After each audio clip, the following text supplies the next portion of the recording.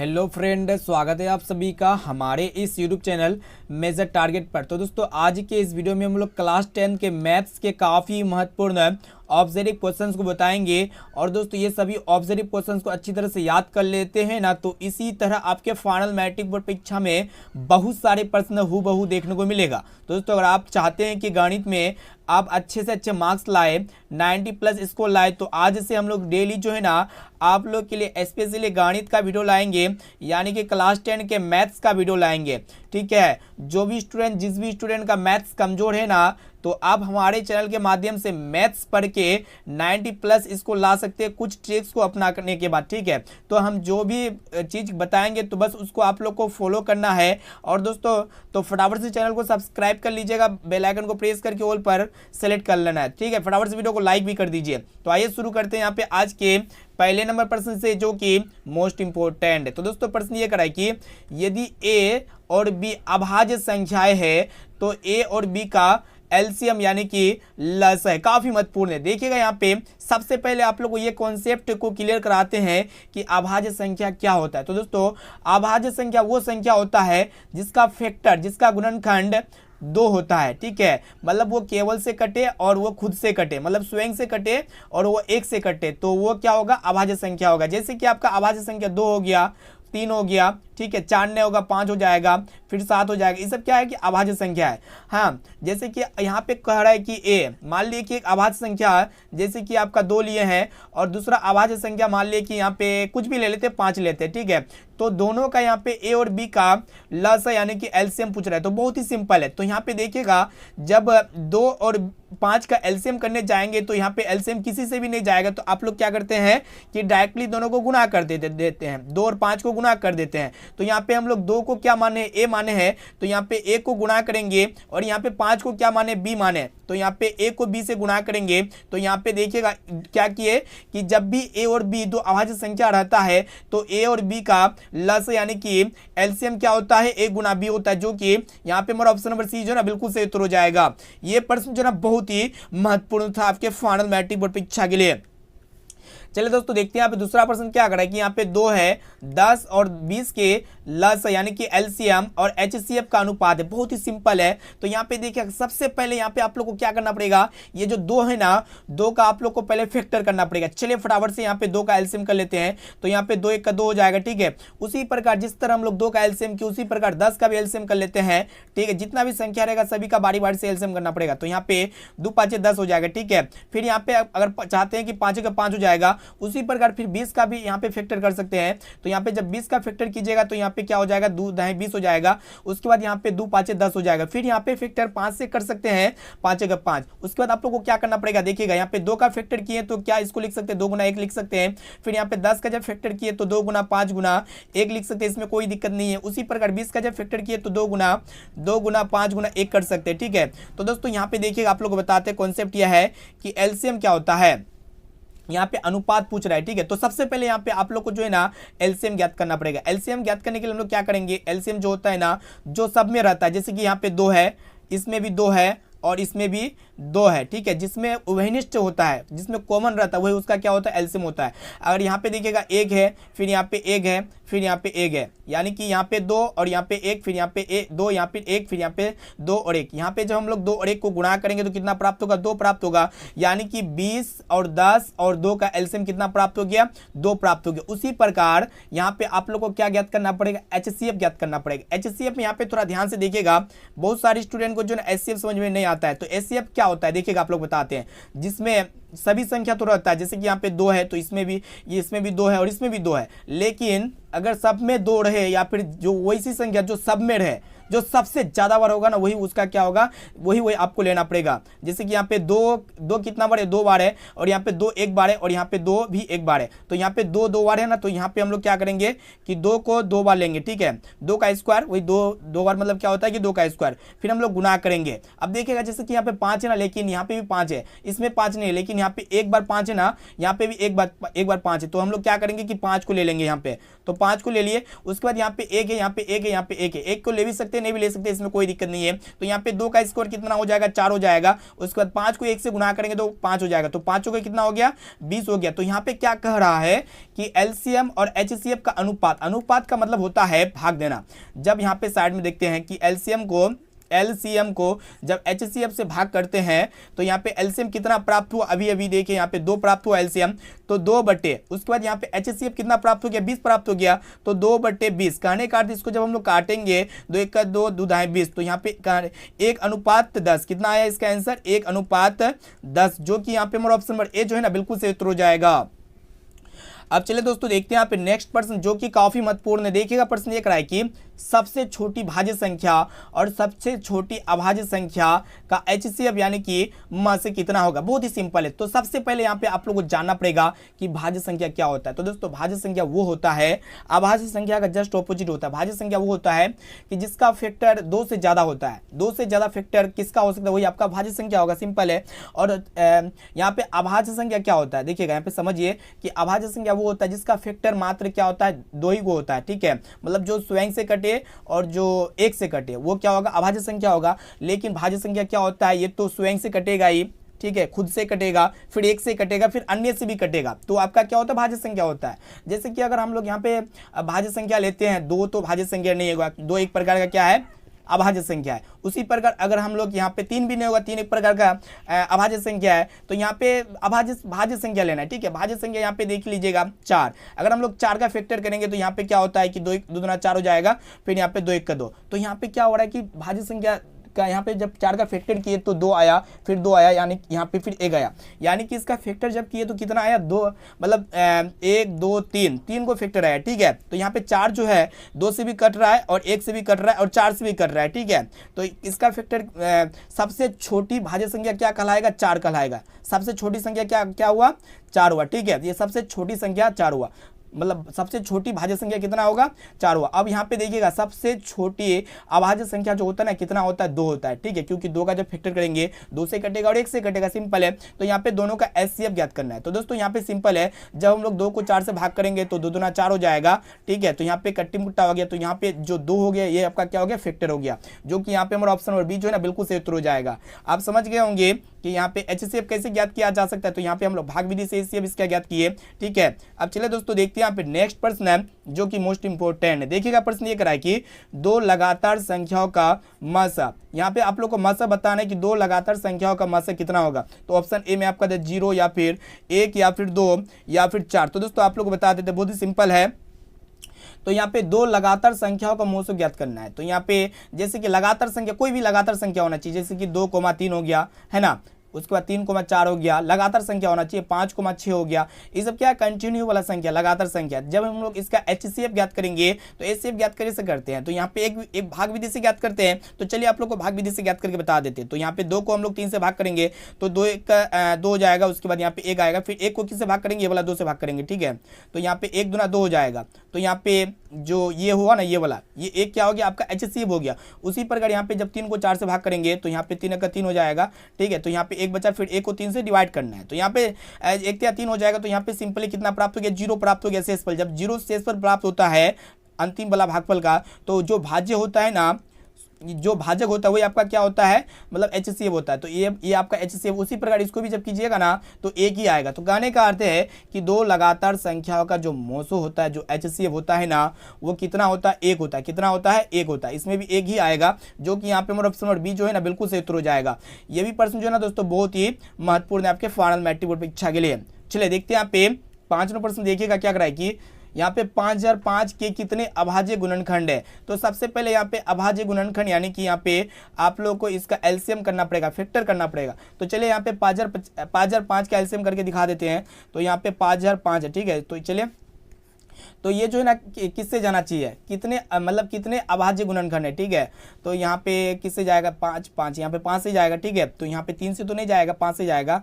तो 5 का 5 हो गया, फिर यहाँ पे 0, फिर 0, उसके बाद यहाँ पे 5 का 5, ठीक है। अब उसके बाद ये किससे जाएगा, ठीक है, वही आप लोग जाएगा। तो यहाँ पे जो है ना 143 जो जाएगा 11 से जाएगा, ठीक, किससे जाएगा, 11 से। तो 11 के 11 हो गया। यहाँ पे बचा आपका 3, 11 या 33 हो गया। जब हम लोग इसको फैक्टर किए तो कितना को अभाज्य गुणनखंड आया, 1 आया, 2 आया, 3 आया, 4 है, यानी कि कितना अभाज्य गुणनखंड आया, जो कि यहाँ पे ऑप्शन बी में दिया हुआ 4। इसका ऑप्शन और बी जो है ना बिल्कुल सही उत्तर हो जाएगा। अब चलिए दोस्तों देखते हैं यहाँ पे अगला प्रश्न, जो कि काफी महत्वपूर्ण है। देखिएगा क्या कर रहा है क्वेश्चन कि कितने 2 अंकों की संख्या 3 से विभाज्य यानी कि कटेगा। तो यहाँ पे सबसे पहले 3 अंक से विभाज्य संख्या 2 अंक का क्या क्या हो सकता है। देखिएगा यहाँ पे 3 चौक का 12 हो जाएगा, जो 12 2 अंक की संख्या जो 3 से कटता है। उसी प्रकार 15 हो जाएगा। उसके बाद यहाँ पे कितना 18 हो जाएगा।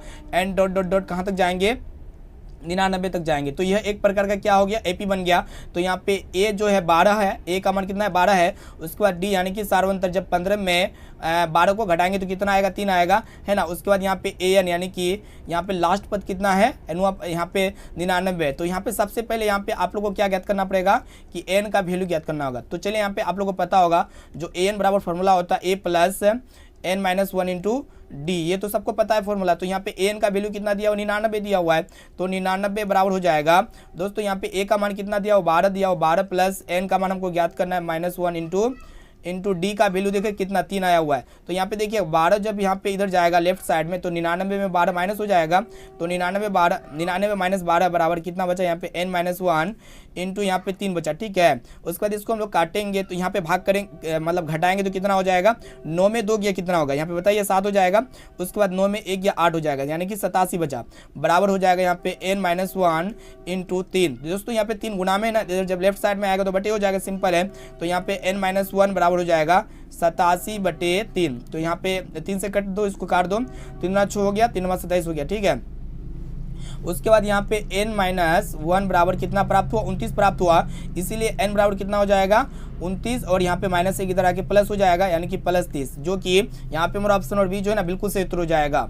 अब चलिए दोस्तों देखते हैं यहाँ पे 7 नंबर प्रश्न क्या कराया कि निम्नलिखित में से कौन अभाज्य संख्या है। वही आप लोग को बताया कि अभाज्य संख्या क्या होता है, जिसका फैक्टर 2 ही होता है। तो यहाँ पे अगर हम लोग 15 का फैक्टर करेंगे तो 15 का फैक्टर कितना हो जाएगा, 3 होगा, 5 होगा, फिर 1 होगा, ये तो अभाज्य संख्या होगा नहीं। उसी प्रकार यहाँ पे 23 का जब हम लोग फैक्टर करेंगे तो ये खुद से कटता है, यानी कि 1 से कटता है और स्वयं से कटता है, यानी कि इसका 2 फैक्टर है। इसी प्रकार हम लोग 12 का जब फैक्टर करते हैं तो 2 चौको 12 हो गया, उसके बाद 2 3 6, 3×6 12, ठीक है ये। इसी प्रकार 75 का करेंगे तो 2 से ज़्यादा फैक्टर होता है। तो कहने का अर्थ है कि जिसका फैक्टर मतलब 2 को होता है तो आपका क्या होता है, अभाज्य संख्या होता है, जैसे कि ऑप्शन बी में आपका दिया हुआ है। ऑप्शन और बी जो है ना यहाँ पे हमारा बिल्कुल सही उत्तर हो जाएगा, ठीक है। ऑप्शन और बी करेक्ट आंसर है। चलिए देखते हैं यहाँ पे क्वेश्चन से एक राय की, देखिएगा कि निम्नलिखित में से कौन परिमेय संख्या। तो दोस्तों परिमेय संख्या वो होता है जिसको हम लोग p/q के फॉर्म में लिख सकते हैं, जहाँ p और q पूर्णांक संख्या होता है और ये जो q जो है ना 0 की इक्वलिटी नहीं होना चाहिए, ठीक है। ये तो ये होता है आपका परिमेय संख्या। तो यहाँ पे अगर हम लोग ऑप्शन ए को चेक करेंगे तो यहाँ पे ऑप्शन ए क्या है, 2 एक परिमेय संख्या, √3 एक प्रकार का अपरिमेय संख्या है। जब हम लोग परिमेय संख्या को अपरिमेय संख्या से मतलब अंतर कराते हैं, घटाते हैं, तो उसका रिजल्ट हमेशा क्या होता है, अपरिमेय संख्या होता है। तो यहाँ पे ऑप्शन एक प्रकार का क्या हो गया, आपका अपरिमेय संख्या हो गया। इसी प्रकार √5 जो रूट के अंदर रहता है, जो रूट से बाहर नहीं निकलता है, वो आपका क्या होता है, अपरिमेय संख्या होता है। यानी कि यहाँ पे हमारा ऑप्शन नंबर बी में भी मतलब ये ऑप्शन नंबर बी भी क्या होगा, एक प्रकार का अपरिमेय संख्या होगा, ठीक है। इसी प्रकार अगर हम लोग यहाँ पे ऑप्शन सी को चेक करते हैं तो यहाँ पे √3 से √3 कैंसिल हो जाएगा, तो सिर्फ कितना बचता है, 2 बचता है, 2/1। इसके नीचे भी एक छिपा हुआ है जो p/q के फॉर्म में है, यह एक प्रकार का क्या परिमेय संख्या है। ऑप्शन नंबर सी जो है ना बिल्कुल सही उत्तर हो जाएगा। चलिए देखते हैं यहाँ पे क्वेश्चन से है कि 2 परिमेय संख्याओं के बीच कितनी परिमेय संख्या हो सकती है, बहुत ही महत्वपूर्ण है। यहाँ पे 1 है या फिर 2 है या फिर 3 है या फिर अनंत है। तो दोस्तों यहाँ पे देखिएगा कि 2 परिमेय संख्याओं के बीच जो है ना अनंत परिमेय संख्या हो सकती है, जो कि यहाँ पे हमारा ऑप्शन नंबर डी जो है ना बिल्कुल सही उत्तर हो जाएगा।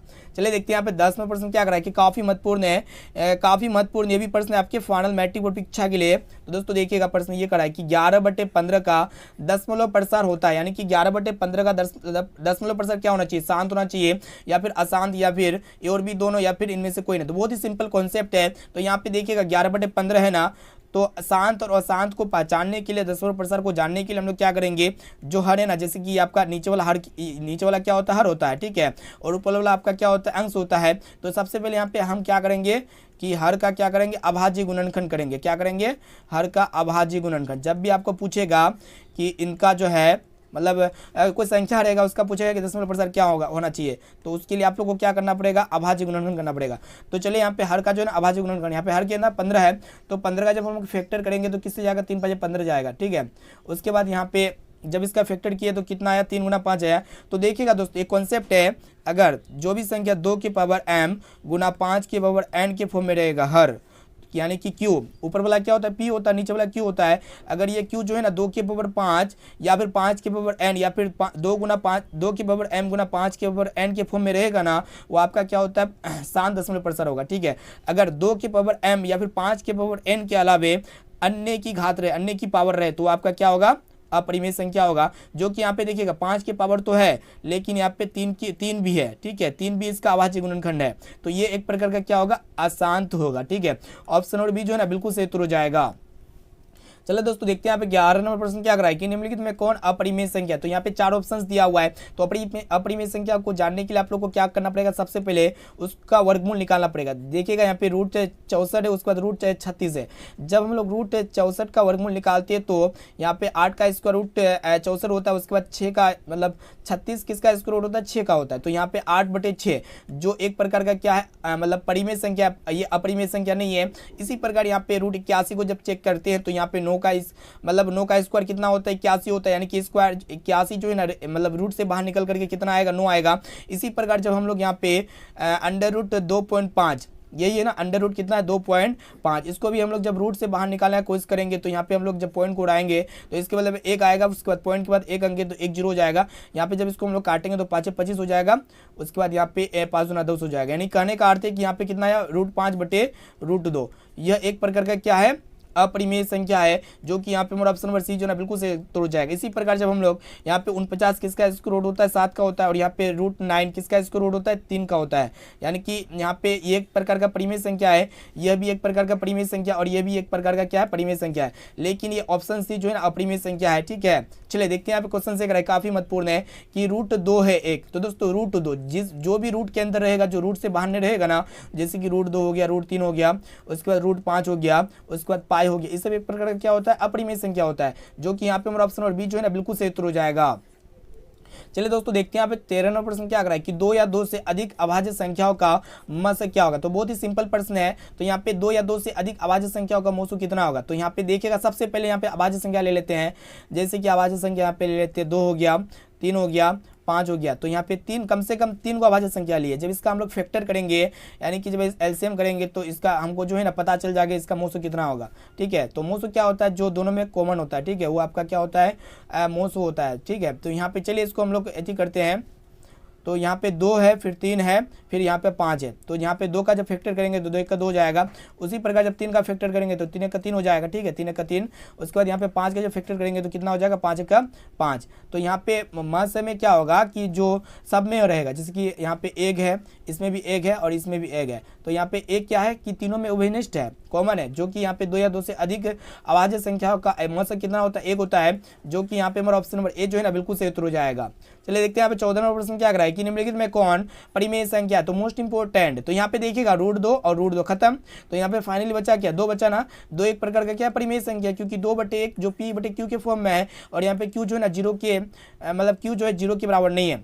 चलिए देखते हैं यहाँ पे 15 नंबर प्रश्न क्या कर रहा है कि यदि बहुपद यहाँ पे बहुपद दिया हुआ है, इनके शून्यकों का योग 6 दिया हुआ है, तो यहाँ पे k का मान ज्ञात करना है। तो यहाँ पे देखिएगा जो यहाँ पे px बराबर कितना बहुपद कितना दिया हुआ है x² है, माइनस के x है, उसके बाद यहाँ पे +8 है, ठीक है। तो ये आपका क्या है एक पोलिनोमियल से बहुपद है। तो इनके शून्यकों का योग यानी कि यहाँ पे अल्फा प्लस बीटा का मान कितना दिया हुआ है 6 दिया हुआ है। तो यहाँ पे आपको क्या पूछ रहा है कि k का मान कितना होगा, बहुत ही सिंपल प्रश्न है।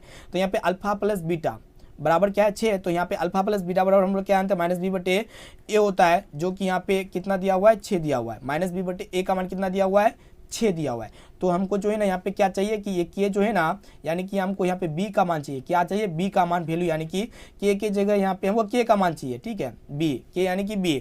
चलिए इसको सोल्व करते हैं हम लोग। चलिए यहाँ पे हम लोग क्रॉस मल्टीप्लिकेशन करेंगे तो यहाँ पे क्या हो जाएगा कि यहाँ पे ऐसी करते हैं हम लोग, यहाँ पे जब हम लोग मतलब b को 1 से गुना करेंगे, ठीक है, तो क्या हो जाएगा -b हो जाएगा, बराबर यहाँ पे 6 है, -b बराबर 6 है, ठीक है। तो यहाँ पे हमको क्या चाहिए कि b का वैल्यू यानी कि k का मान चाहिए, क्या चाहिए k का मान। तो यहाँ पे जो देखिएगा कि -b को जब 1 से गुणा किए तो -b प्राप्त हुआ, उसके बाद 6 को जब a से गुणा किए तो कितना प्राप्त हुआ 6a प्राप्त हुआ, ठीक है। तो यहाँ पे हम लोग क्या चाहिए b का मान चाहिए। चलिए एक काम करते हैं कि ये जो है ना k जो है k किस में जो है ये आता है मतलब b आता है। तो यहाँ पे अल्फा प्लस बीटा जब हम लोग करेंगे तो क्या आता है -b/a होता है, ठीक है, -b/a। तो यहीं पे शायद बन गया होगा मेरे ख्याल से। इसको जब कंपेयर करेंगे तो यहाँ पे देखिएगा ए का मान कितना है, ए का मान कितना है 1 है। उसके बाद यहाँ पे बी का मान कितना है 6 -6, बी का मान कितना है -6, ठीक है। तो यहाँ पे हमारा ऑप्शन नंबर सी में दिया हुआ है -6, जो कि ऑप्शन नंबर सी जो है ना बिल्कुल सही उत्तर हो जाएगा, ठीक है। चलिए देखते हैं, अगर ये पिछला वाला प्रश्न 15 नंबर समझ में नहीं आया ना तो हम जो है ना दूसरा वाला वीडियो में फिर से इसको क्लियर करा देंगे, ठीक है। तो चलिए देखते हैं यहाँ पे 16 नंबर प्रश्न क्या कराए कि बहुपद 4x² - 4x + 1 के मूलों का गुणनफल होगा। तो यहाँ पे गुणनफल करने का अर्थ है कि अल्फा इंटू बीटा क्या होगा, ठीक है। तो अल्फा इंटू बीटा बराबर क्या होता है c/a होता है। देखिए यहाँ पे सी जो है ना जो अचर पद होता है 1 है यहाँ पे सी, उसके बाद ए जो होता है x² का गुणा कितना 4 है, वही आपका क्या होता है ए होता है 1/4, जो कि यहाँ पे हमारा ऑप्शन नंबर सी जो है ना बिल्कुल सही उत्तर हो जाएगा। चलिए देखते हैं यहाँ पे 17 प्रश्न क्या है। 17 नंबर प्रश्न ये कराए कि यदि द्विघात बहुपद यहाँ पे QX बराबर इतना दिया हुआ है कि इनके शून्यक अल्फा तथा बीटा हो, तो यहाँ पे अल्फा प्लस बीटा कहने का अर्थ है कि अल्फा प्लस बीटा का मतलब होता है -b/a, यानी कि गुणनफल ज्ञात करना है, ठीक है। तो यहाँ पे b जो होता है ना x का गुणांक होता है, तो यहाँ पे माइनस पहले से रहेगा। उसके बाद यहाँ पे b का मान कितना है -1 है, तो यहाँ पे -1/a हो जाएगा। a जो होता है ना x² के साथ जो गुणा में होता है, x² के साथ गुणा में क्या है 1 है। तो यहाँ पे जब हम लोग एथी करेंगे माइनस माइनस क्या हो जाएगा प्लस हो जाएगा ऊपर में 1/1, कहने का अर्थ 1/1 का मतलब क्या होता है 1 होता है, जो कि यहाँ पे हमारा ऑप्शन नंबर सी में दिया हुआ 1, ऑप्शन नंबर सी बिल्कुल सही उत्तर हो जाएगा। चलिए देखते हैं यहाँ पे क्वेश्चन से कराए कि द्विघात बहुपद के शून्यकों की संख्या होती है। तो दोस्तों जितना घात होगा उतना शून्यकों की संख्या होगा, ठीक है। जैसे कि रेखिक बहुपद की शून्यकों की संख्या कितना होता है 1 होता है, रेखिक बहुपद की शून्यकों की संख्या कितना होता है 1 होता है। उसके बाद द्विघात बहुपद, यहाँ पे घात कितना है 2 है, द्वि मतलब 2 घात, 2 घात बहुपद की संख्या शून्यकों की संख्या कितना होगा 2 होगा। इसी तरह त्रिघात मतलब होता है 3 घात। अब देखा जितना घात होगा उतना शून्य होगा, तो यहाँ पे 3 हो जाएगा। इसी तरह चतुर्घात, ठीक है। तो द्विघात बहुपद की शून्य की संख्या कितना है 2 है, जो कि यहाँ पे हमारा ऑप्शन नंबर ए में दिया हुआ है 2, ऑप्शन नंबर ए जो है ना बिल्कुल सही उत्तर हो जाएगा। अब चले देखते हैं आपको क्वेश्चन से कराए कि द्विघात बहुपद इतना के शून्य ए बी हो तो ए बी का मान ज्ञात करना होगा। किसका मान ज्ञात करना होगा ए बी का मान, ए बी मतलब इनका शून्य अल्फा या फिर बीटा मान लो।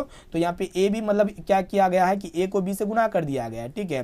तो यहाँ पे हमको अल्फा इंटू बीटा चाहिए, तो अल्फा इंटू बीटा बराबर क्या होता है c/a होता है, और c यहाँ पे क्या है अचर पद यानी कि 5 है। तो 5/a जो होता है x² का गुणांक कितना दिया 1 दिया हुआ है, 5/1 कहने का मतलब है 5, जो कि यहाँ पे हमारा ऑप्शन नंबर ए जो है ना बिल्कुल सही उत्तर हो जाएगा 5। चलिए देखते हैं यहाँ पे क्वेश्चन से काफी महत्वपूर्ण है कि यहाँ पे बहुपद दिया हुआ है, ठीक है। यहाँ पे बहुपद यहाँ पे आप लोग मान लीजिएगा कि 4x² - 4x + 1, यहाँ पे x² होना चाहिए मेरे ख्याल से। इसको सोल्व करके देखते हैं, इसका मूलों का योग ज्ञात करके देखते हैं, ठीक है। मूलों का योग ज्ञात करने के लिए हम लोग क्या करते हैं सिंपल फॉर्मूला लगा देते हैं कि अल्फा प्लस बीटा बराबर क्या होता है -b/a होता है। क्या होता है -b/a। देखिएगा यहाँ पे माइनस तो पहले से ही है, तो यहाँ पे b का वैल्यू देखिए -4 दिया हुआ है, तो -4/a का मान कितना दिया हुआ है जो x² के साथ जो गुणा हमें होता है 4।